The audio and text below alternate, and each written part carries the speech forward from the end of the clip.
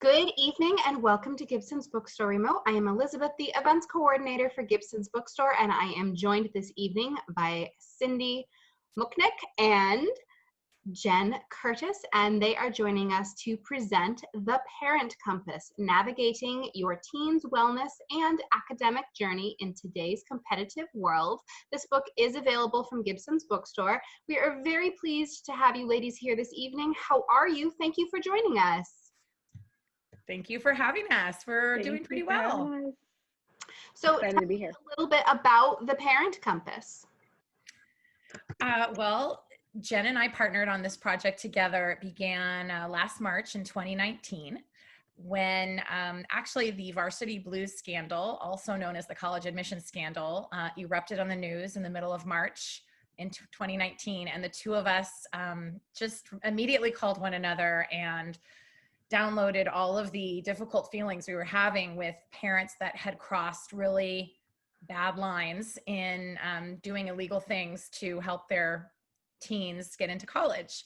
And we took it very personally because both of us had worked, Jenn still currently works and I'm retired. We'd worked in private college counseling for many, many years as educational consultants.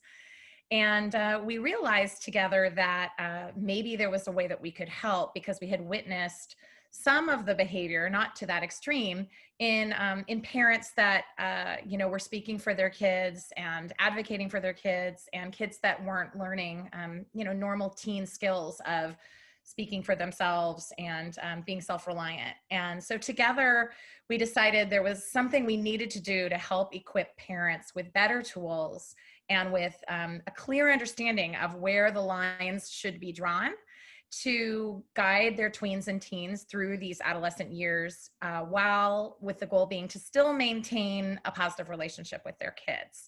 And it's hard to reconcile both of those things at the same time, but Jenn and I decided we needed to get to work on a project together to share things from our professional careers and from our lives as mothers, we're both mothers as well, to help parents and help ourselves do better jobs in this adolescent journey.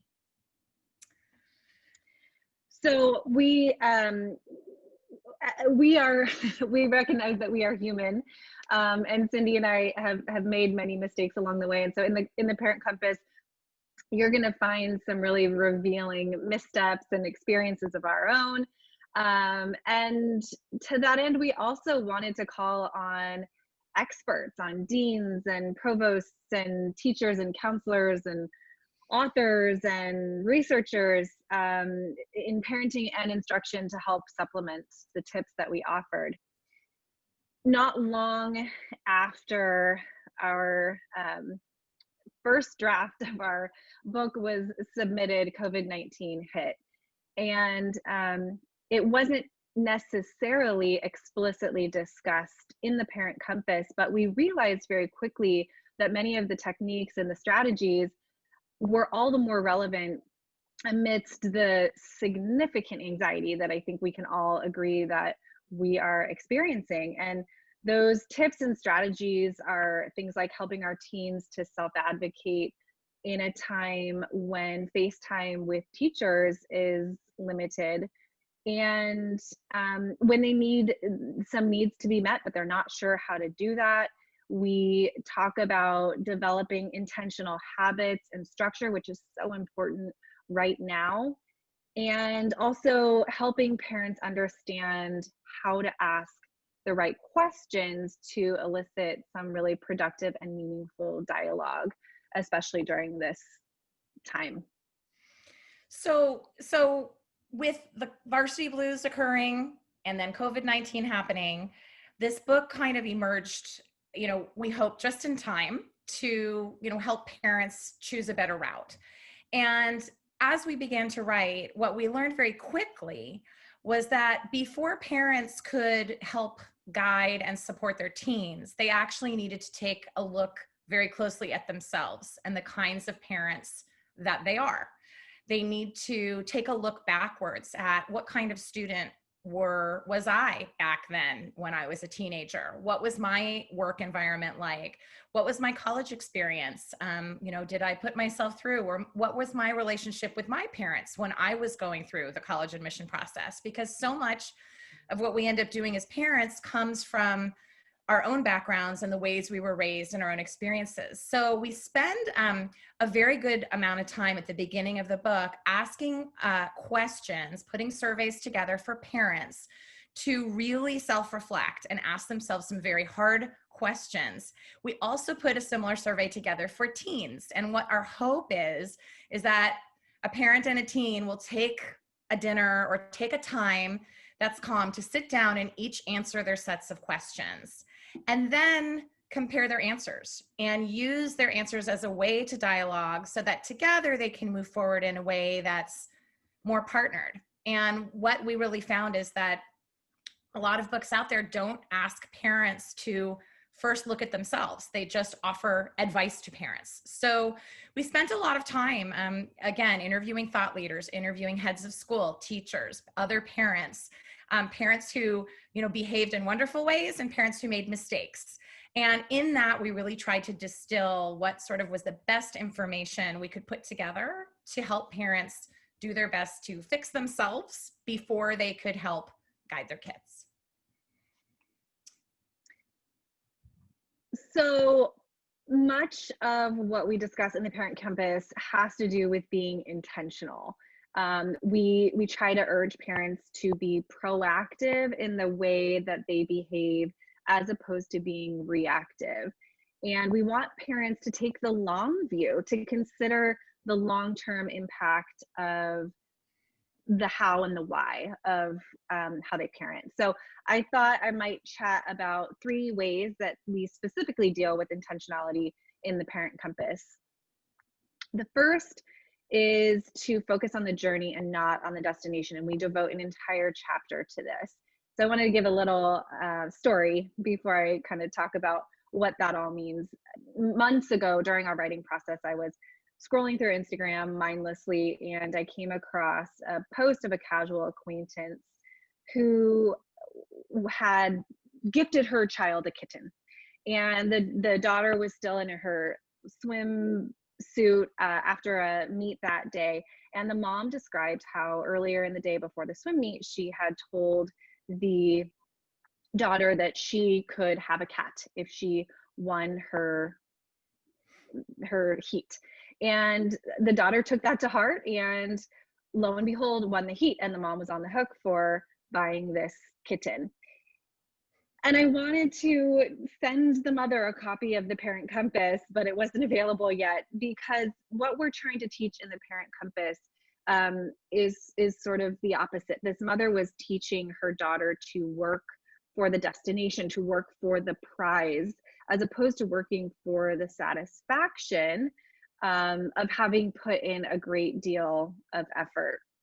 I think we've all heard parents telling their kids that they are smart from a very young age. And what we try to convey in the Parent Compass is that one way to really foster grit and learning for learning's sake, as opposed to learning for a prize, is to focus on the child's effort as opposed to focusing on their outcome. To praise the child for the A instead of praising them for, to praise the child for the effort in getting the A as opposed to praising the child for the A itself. When we constantly tell our kids how smart they are, they begin to sort of integrate that with their identity, and they are less likely to embrace challenges because they are fearful of being perceived as not smart. So as parents, we are trying to help other parents understand that the best way that we can help our kids to develop grit and resilience is to allow them to explore and allow them to make mistakes. But what we found was when we really got into the research pioneered specifically by Carol Dweck, who focuses on the growth mindset and on a fixed mindset, was that focusing on the effort over the outcome was only one piece of the puzzle. And as parents, we need to be helping our kids learn how to recover when they make a mistake. So yes, we should be embracing their mistakes, and yes, we should be teaching them to embrace their mistakes, but praising them for the effort is only one part of our job. we need to be then helping them brainstorm how they're going to recover from that mistake. Another way that we focus on intention in the Parent Compass is by helping parents understand the value in goal setting.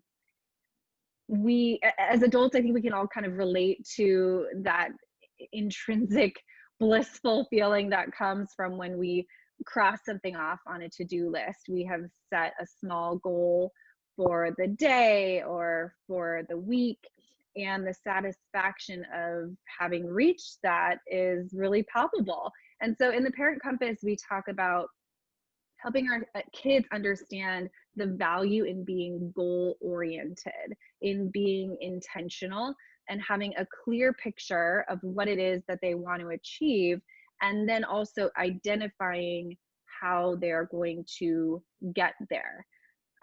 So we encourage parents to adopt goal setting as a habit in their own lives. And by doing that, they are kind of role modeling that intentionality for their children. But beyond that, we try to teach parents how to foster a goal-oriented mindset in their kid.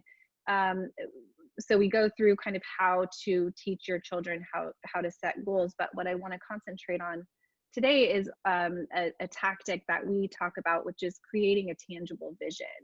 And one thing that some of our students will do is put a bulletin board up in their room that might have pictures of whatever they're working toward, and it might have inspirational quotes and reminders of what their goals are, so that every day they are confronted with those goals. And again, really kind of being intentional about what it is that they want to achieve. And the last way that we talk about intentionality in the Parent Compass is when we discuss a parent's role in the college admission process specifically.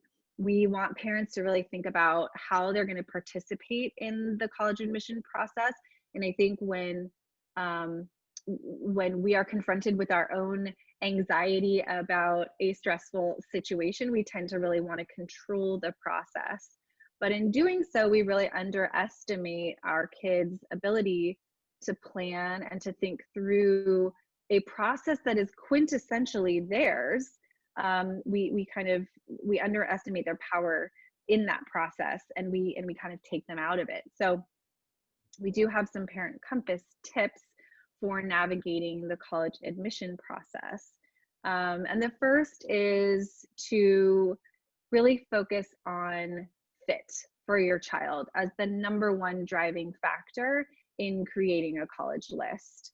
Some things that we urge parents to think about when they're thinking about a fit, and likewise they should be encouraging their kids to think about, are things like size, city, urban, rural, the student's learning style, but also some more nuanced aspects like access to career advising, proximity to an airport, if that might be important, opportunities for internships and hands-on learning experiences.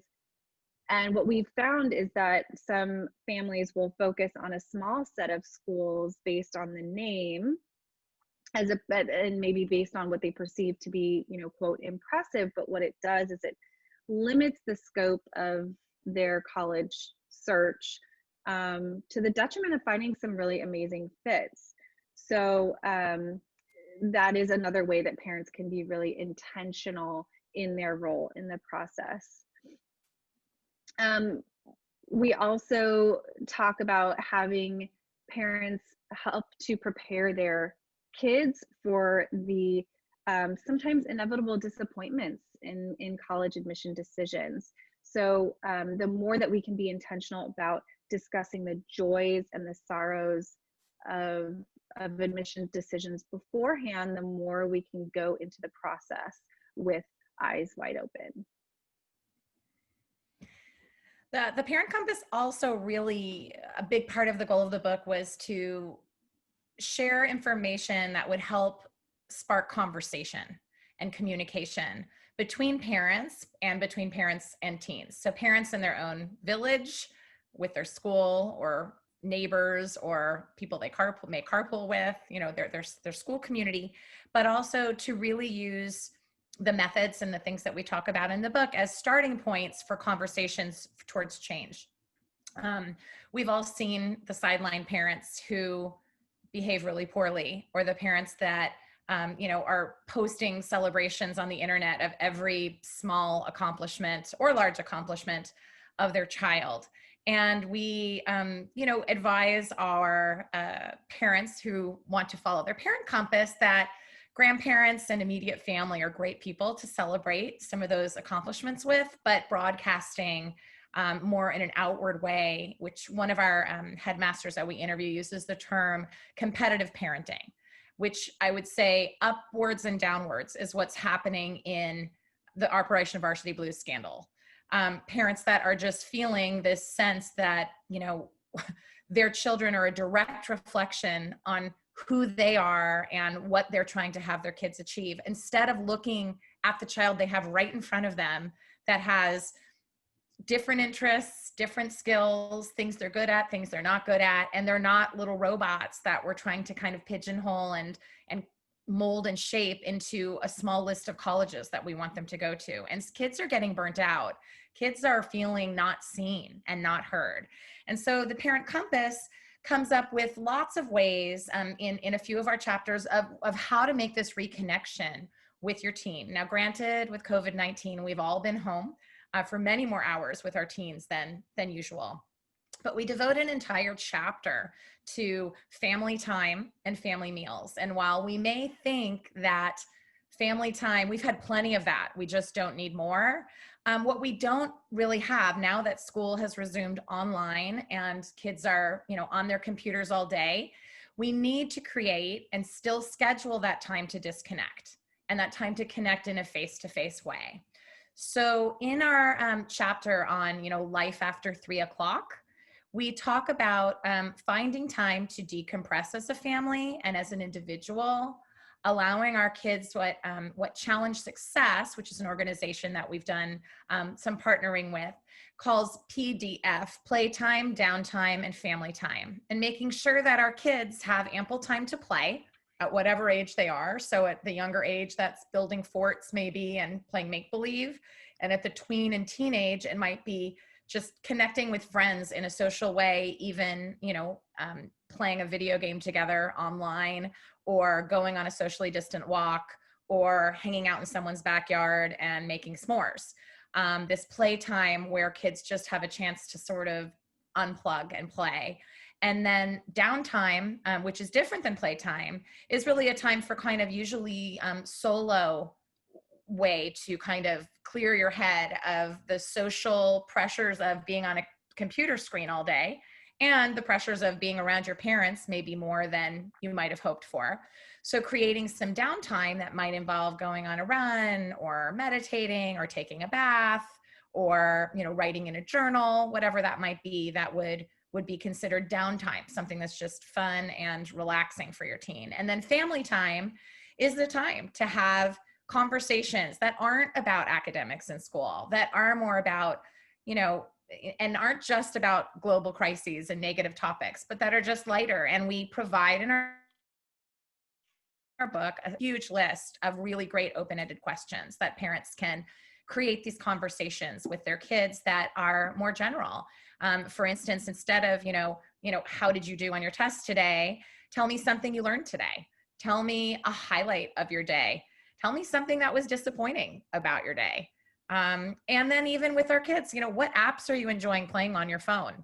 What shows do you like watching? Whatever it is that's just not necessarily about school and academics and measuring, but more just about what we would say when we're getting to know a friend.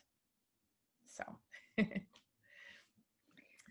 So one of the things that we really want to impress upon our readers is that we want to ignite a movement. We want to, the Parent Compass was written so that we could kind of have this call to action and start a really quintessentially important conversation. And we want to inspire parents to create a village and encourage them to hold not only themselves accountable, but also their community members and their friends and fellow parents accountable as well. And the tips and the strategies that we offer in the Parent Compass really are a shift in mindset, because these are not these are tips and strategies that take practice. These are not easy, and we know that. We know that firsthand. We know that from our experience as parents. We know that from seeing our student clients and seeing their families go through this process and trying to kind of eliminate the noise. And in fact, one of the kind of visuals that we give in the Parent Compass is to put in your earplugs. I actually hand out earplugs to all of my students when we begin our work together. And the reason is that I want them to have a tangible reminder to put their earplugs in, drown out the noise, and just be themselves through the college admission process. Don't worry too much about what their friend is doing or their cousin is doing or what their sibling did, and learn to kind of embrace who they are and be proud of that. And in that way, we believe that the college admission process is much more enjoyable for students. So we want to pass along hope, and we want to pass along our hope that the Parent Compass can kind of be an encouragement and a companion along the way as families are dealing with not only high school, but as their kids get through college and beyond. And the last thing I think I'll just add that I found is really interesting and surprising, actually, to Jenn and to me, was that over the last couple of weeks since the book has come out, we have received requests from around the country for a book club guide. Parents are picking up a half a dozen or a dozen copies to give to their book clubs so that together they can form their own kind of communication village. And so Jenn and I are in the process very shortly of putting out a guide that can help at your book club. It will be available on our website and as a supplement, so that you could get the book from independent bookstores like Gibson's and share it with your own community and create your own little mini Parent Compass, core group and a movement. So we've been really thrilled and pleased that parents have really embraced this as a guide for self-improvement.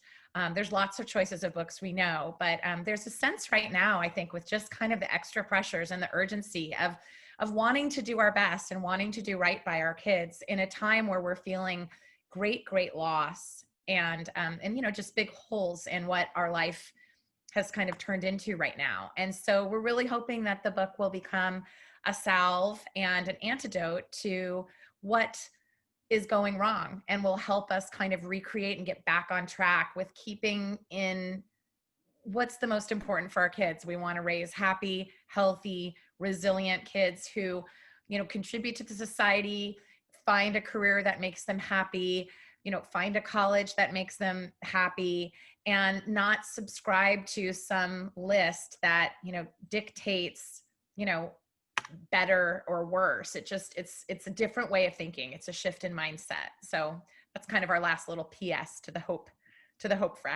piece there. So I think Elizabeth might be wanting to, oh, there you are. I'll let you take over, Elizabeth. So at this point, I will ask our audience, if you have any questions, any topics you'd like the authors to explore, please feel free to put them in the chat or in the Q&A box. I will remind our audience members that the book is available from Gibson's Bookstore, and we are happy to mail or do curbside pickup, or we are open for browsing at the moment. So my first question is, how can you encourage a teen who seems unmotivated to get more excited about school? This is especially important right now because school is different for a lot of kids right now. So I suppose that's a two-part question. In the before, as I like to call it, what would you have suggested to get children or your teens more excited about school? And what are some things that maybe you could adapt that for now? I think we can both answer that. Maybe I'll take a little stab, and Jen, you could add on a few of your ideas. It's a great question. Not everybody blooms at the same time, and school isn't always fun and easy and exciting. Not every subject excites us. As adults, we know that, there's certain areas that come easier to us and that we enjoy more learning about in our work, and others that we enjoy less. And we see this in our students all the time. You can ask them, what is your favorite subject? And they will identify themselves usually in a particular area. I'm a humanities person. I'm an art person. I'm a math and science person. How they see themselves. Sometimes that goes hand in hand with the subjects that come easiest to students, and they want to go deeper in those. But I guess what I would say is it's our job as parents, if you have a student that's not particularly motivated, to help them find something that excites them. There's got to be one class or one teacher, and you start really small. You start with that as the germ for that's, a nugget we can hang on to, and that's something that can make me excited to go to class each day. And it doesn't have to be that all the classes are exciting, just like all of our work isn't exciting. So I think, focusing on that. And I also kind of like to use a metaphor, which might stick a little bit and be a little harder right now, on Zoom school. But I think that students should kind of view school like their job.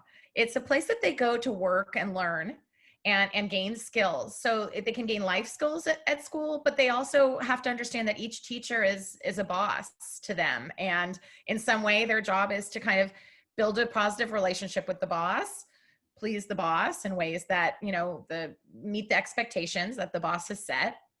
And trying to find one or two classes that excite the student, that's just a great place to start and really develop that and encourage your teen to build a rapport with that teacher and to go deeper in that subject. Jen, do you have any other thoughts to add on that?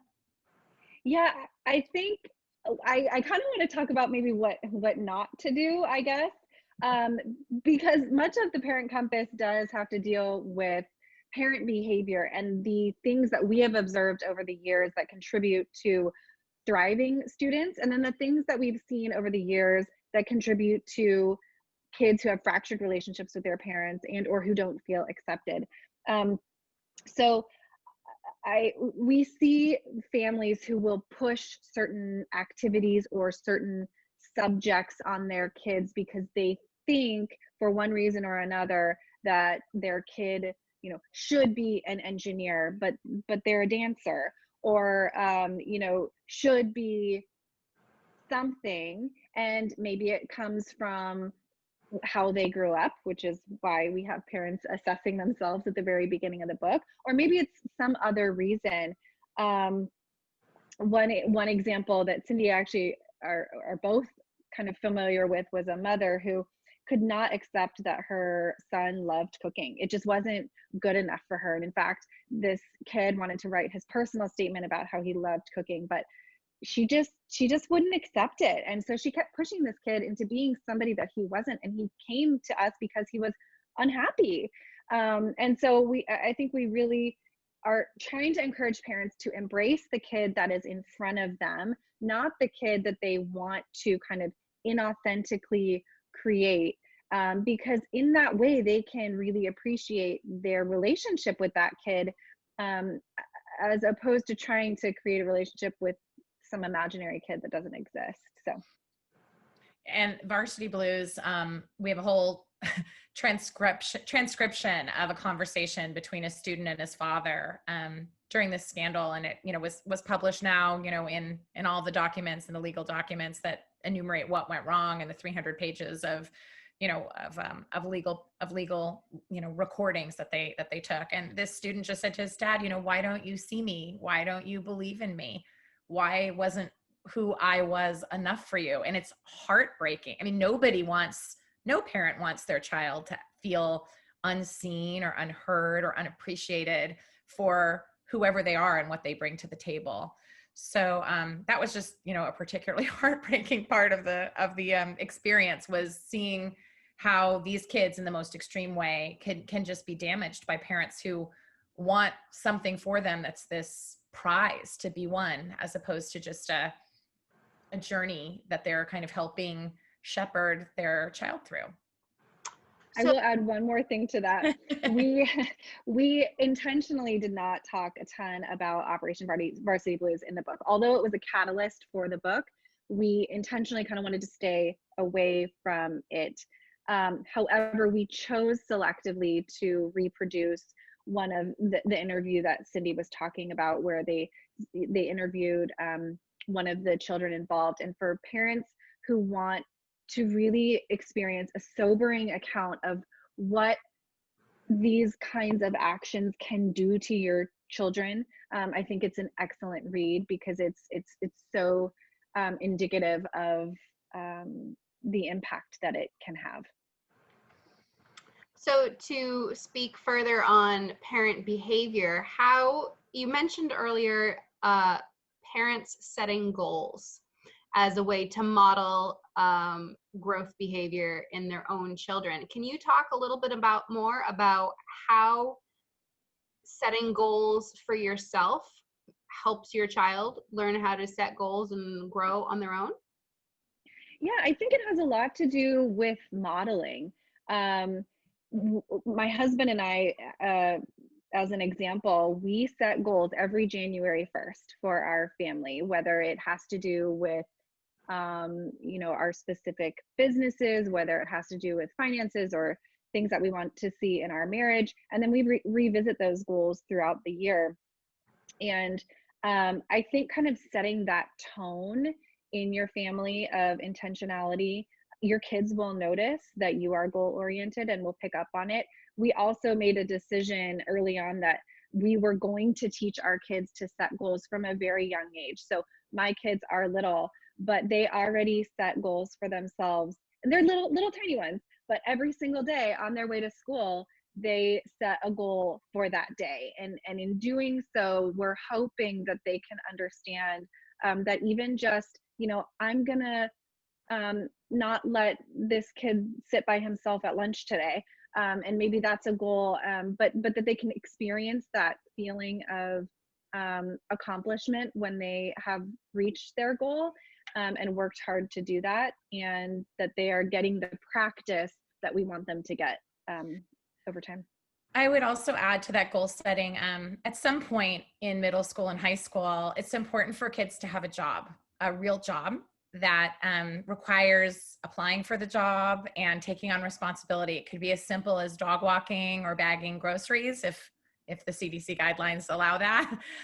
It could be, as simple as babysitting or babysitting virtually now on, on Zoom, whatever it might be. But having a job and having, that's kind of one of those goal setting kind of tasks, but having the responsibility to someone else other than a family member, where, you can do a job for free, but you can also do a job for pay. And so, when my kids were younger in middle school, they really were motivated by making money. They still are. They want to, earn money to do things. And I talk about in the book about, an example of when they said, well, what can we do to make money this summer? And we brainstormed together they delivered newspapers in our neighborhood, and they did lemonade stands, and we had garage sales. And then they decided to do something a bit more permanent, and they created a summer camp. It was for a week.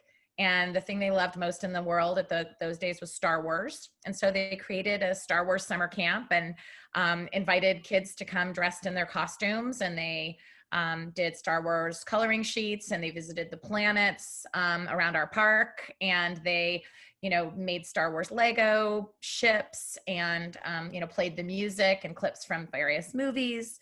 And everything revolved around Star Wars. They played red lightsaber, green lightsaber. They played What Time Is It? Darth Vader. It was all these Star Wars games. This went on for 5 summers. When I tell you they made a tidy sum to line their little bank accounts, and they really did it on their own. It was, in fact, they had quite a following. It started as a very small thing, and it became their big summer job every summer, and they would gear up for it. And I just was helped a little bit with, chaperoning, but this was their thing. They set it up, they created it, they took ownership of it. And those are the kinds of things as parents that we can help facilitate. You find something your kids love, and then turn it into a job or turn it into a community service, so that they are giving back and feeling, gratified by something that excites them. So I think that kind of goes with the goal setting. The goal shouldn't be like to go to X college. That's not the goal. That's a different kind of a goal. And that's typically the goal that we're saying parents are getting wrong. That's not the goal. The goal is personal self-accomplishment in ways that make you feel good about the value that you bring to the activity, whatever that activity might be. And as parents, we can help them identify those activities and help facilitate them and, not do them, just facilitate. You mentioned that earlier in your talk when you were talking about how sometimes children and small children all the way up through teens take something that they're told, you are smart, you are clever, and they talk about how they internalize that about their identity. And so can you talk a little bit about how, again, goal setting can help? I mean, like there's that weird balance of, do you focus on the effort versus the result? And so does goal setting come in there to help kind of neutralize that impossible balance that parents are always struggling with? Yeah, I think we're asking us to do more with the way that we communicate language with our kids and the way we praise them. So instead of praising them, it goes back probably to what Jenn was saying earlier about praising the effort more than the outcome. And, using vocabulary that's, you're smart, you're so good at this, you're intelligent, you're handsome, things that are kind of superficial, as opposed to just identifying, I really liked how hard you worked doing that today. I can see that it took you a long time to study for this. I'm proud of the choice that you made to do that, not the result of it. So it's just a reframing. A lot of times we learn this even in parenting classes when we have young kids and we're newer parents, but it's trying to find the right vocabulary that doesn't focus on the destination, but it focuses on the process. I think that might be part of it. That makes a bit more sense. Okay. Someone asks, my daughter is shy, so speaking up for herself doesn't come naturally. What can I do to help her get better at that? So I think one way I think you're kind of talking about self-advocacy, and it is a learned art, if you will. So one of the ways that I think is the particularly effective is helping to role play with their kids until they get more comfortable. So for instance, if it's a school situation, you can kind of take turns being the teacher and being the student and asking for extra help or for an extension or for whatever it is. And in that way, your student can kind of get a script. When we're first trying something out, sometimes we are a little more comfortable if we have a script to help us navigate the situation. And so in that way, your child can kind of practice with a script until they get better at it. And I think also encouraging other opportunities to speak up outside of school, just in everyday life. So, you're standing with your daughter and another adult asks your daughter a question. Don't jump in right away and answer that question for your daughter. Let her answer it. I think, sometimes I catch myself doing this all the time. Someone asks my daughter something and I'm like, oh, no, and then I have to, tell myself to close my mouth. So the more we can kind of stand back, let them speak for themselves and let them feel empowered, I think the more likely they are to over time come out of their shell. Just yesterday, I took my 15-year-old to the doctor. He's fine, but we went to the doctor and then we needed to get an x-ray. And we left the doctor's office and we walked downstairs to get the x-ray. And as we walked in, they said, what are you checking in for? And I started to say, oh, we're here for, you tell them. And I realized even myself, I caught myself just like Jenn says, and he said his name. And then they said, and what's your date of birth? And he said his date of birth. And what are you here for? He said what he was here for. And then we waited and we waited and we waited. And we were in the waiting room and everyone's masked and you're, feeling anxious. And I don't know, should we go outside and how long will it take? And so I said, why don't you go check and see how long it would take? And he was sort of surprised, like, oh, isn't that your job? And it's not. It's his, we're there for his appointment. So he went up and said, How much longer will it be? You know, just those kinds of things are just experiences where kids can learn. And we practiced lots of teacher conversations and even teacher emails now, you know, where kids will say, does this sound okay to send to my teacher? And you sort of, you don't write it, but they can bounce an idea off of you and you can help. My kids sometimes would have an index card with the 3 things that they wanted to ask their teacher, so they didn't forget, and they would just sort of write down their bullet points, and they could glance down at it. They can glance down at it when they're Zooming with a teacher, or even they can bring it in if they're meeting face to face and say, she had a couple things I wanted to ask you. And you can look at your index card and feel like you've got your crutch. Doesn't have to be memorized. So those self-advocacy skills really all the way until the time that they're an adult, because if not, they get to college and they can't speak for themselves. They can't get into the class that they want to get into, and they're calling you and you're across the country, and what can you do that's not your job. They've got to learn to follow the path and figure out how to get the things that they need to accomplish. So on a related note, in the Parent Compass, we actually go into talking about keeping a family calendar, because something that we have seen, both of us, is that we have 17 and 18-year-old kids who cannot schedule an appointment with us without checking with mom first. And our argument is that by that age, you know, they should know their schedule. They should manage their schedule. And there are ways to have a shared family calendar where you can very easily and quickly check if, you know, you're going to have a ride, if you need a ride, or whatever it is. But there really is kind of no excuse for a 17 or 18-year-old to not manage their own schedule. And I think that that's another kind of piece that's related to that puzzle. We had a funny thing happen with the same exact thing last night in our home. One of our kids said, oh, tomorrow at 4 o'clock, I'm going to do X. And I said, well, hold on one sec. And I checked, and there were 2 other things going on around that same time that he hadn't remembered. One of them is something he does regularly every week. So you may need to change that. And then suddenly, oh yeah, you know, there is this, you know, those are the life skills that you want to help teach your kids so that they can self-advocate. They can make these appointments. They don't have to run everything by you. You might be their driver, although they start to drive you around eventually too. So my mother used to tell me, my job is to make sure that I'm not needed eventually. And I took that. At first I was like, that seems kind of weird, Mom. But, you know, now that I am a parent myself, I'm like, oh, all right, you know, and my children are younger. So right now it's you can turn on the water yourself, you know, to wash your hands. But it is basically your job as a parent is to make sure they can function without you holding their hand. And it takes time, but that's your goal.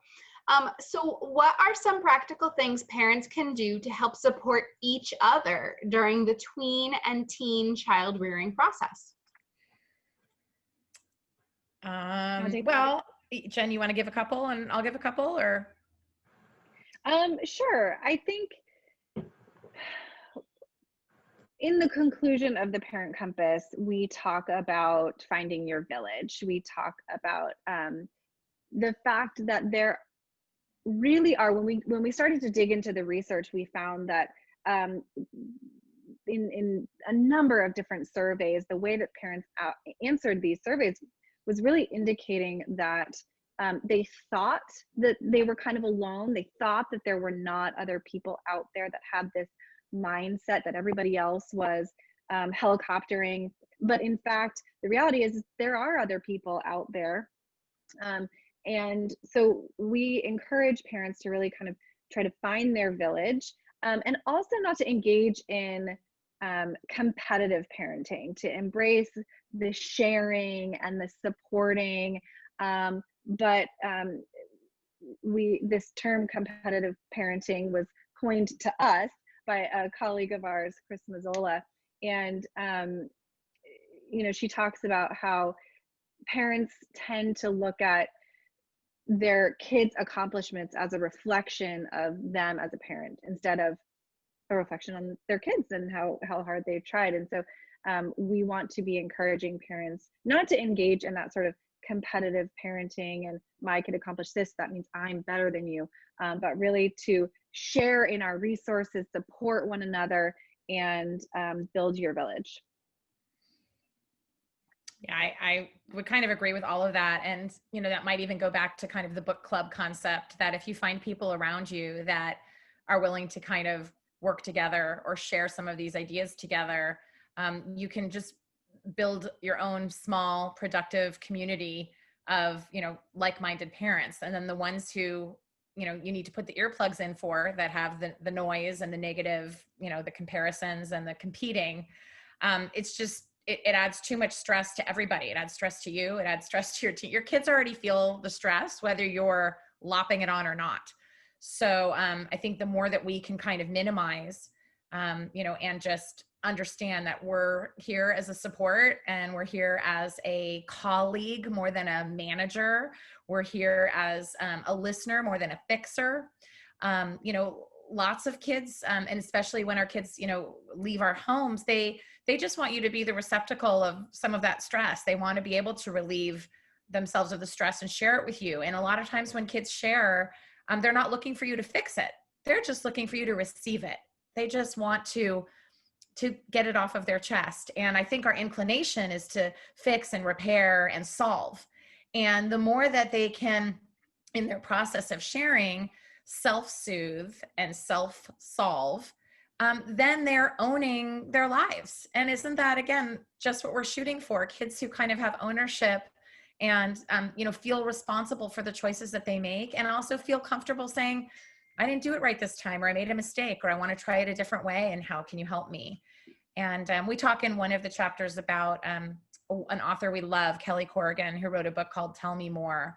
And the premise of the book was just really about listening and collecting the stories of people around you by just asking them to tell you more, and tell me more, and nodding and listening and parroting back. And we encourage our parents to, when your child brings something to you, just help them get it out, help receive it, and then, brainstorm ways that let them come up with solutions. And then if not, try to brainstorm ways that they can fix those things and not have you be the fixer.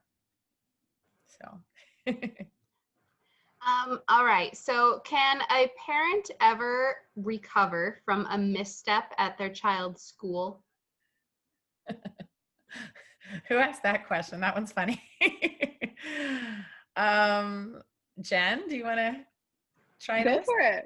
Go for it. So look, we have all made mistakes. Hopefully we haven't all been that parent, but we've seen that parent. We've seen the parent on Zoom who just, we were at back to school night the other night, and you're kind of like elbowing your spouse under the screen, or pinching them, going, oh my God, I can't believe this parent is, putting themselves out there in this way that could be kind of embarrassing for their teen. We've seen the parents on the sidelines that misbehave. We've seen the parents just, go right up to the teachers and want to be the one that monopolizes the time with the teachers on back to school night, whatever those wrong behaviors are. We've seen the parents that jump right over the teacher and go straight to the administration. Can you recover from the mistakes? Well, that's a bridge that's been burned, but I think that schools, really, if they're doing their job well, they care a lot about your kids, or they wouldn't be in that business of, empathy and all of that. But I think the more that you can participate in a positive way in your teen's school, whether it's volunteering, or whether it's being a positive cheerleader on the sidelines, or whether it's just, being quiet and choosing maybe the one battle that you're willing to, go out there and fight if it's important enough, then that's great. But becoming that parent, I think, your kids will let you know pretty quickly that you've totally embarrassed them, or that you totally blew it. And then it's your job to repair it. So we have to write the apology note, or take ownership, apologize to our kid, say, I don't know what took me over there, apologize to the teacher that you might have been inappropriate to, really for the sake of our kids. Because the last thing we want to do is damage their experience by our behavior. And I think we've all made that mistake at some point in our child's lives, where we've crossed a line with another adult in our child's lives that we probably shouldn't have crossed. And so, yeah, I would say you can, take a hard look in the mirror and say, that wasn't the parent I wanted to be, or I should have been. And I'm going to own that. And I'm going to apologize to my child, and I'm going to apologize to whoever else I might have offended along the way. And those apologies go a really long way. They really do. I think forgiveness can be plentiful when you own it. So. We'll just add one little thing to that. So it was really interesting to me. We sent out surveys to a plethora of individuals, as we've mentioned before, teachers, administrators, and deans, and researchers. And one of the things that we asked teachers was, if a parent misbehaves, kind of what does that make you think about the student? And it was surprising to me to learn that teachers really do take pride in their relationships with their students, and they don't necessarily punish the student. I mean, over and over in these anonymous and candid surveys, teachers were telling us, no, I see that as the parent's problem, but it does not fracture my relationship with the student. So that's just another little piece that I would add, that I just thought was really interesting to find out, because I actually would have maybe assumed that it would have been differently. Well, that's good to hear. I will mention to our attendees, the book is available from Gibson's Bookstore. Ladies, do you have any last thoughts that you would like to leave us with? I mean, I think I would just say it's wonderful to have people that care about the book and are interested in the title, and we hope that it makes a small difference in the lives of parents and in the lives of their teens. So we're really grateful for our supporters and the people who come out to hear what we have to say, and hopefully our future readers. It feels really good to have the book bound and out there. And, we just, appreciate the support of the independent bookstores that are helping to spread the word as well. So that would be my conclusion. Jenn? I mean, I pretty much echo everything that Cindy just said. We are really grateful to be here. We're really thankful that Gibson's really supported us in this, and we hope that people can glean some tools from the Parent Compass. And we're just honored to be able to put it out into the world. Okay, well, thank you everybody for joining us here from home. Thank you for signing in remotely. Thank you to our future viewers once this goes up online. And thank you, Jenn and Cindy, for joining us this evening. Everybody, have a great night. Bye, everybody. Thank you. Thank you.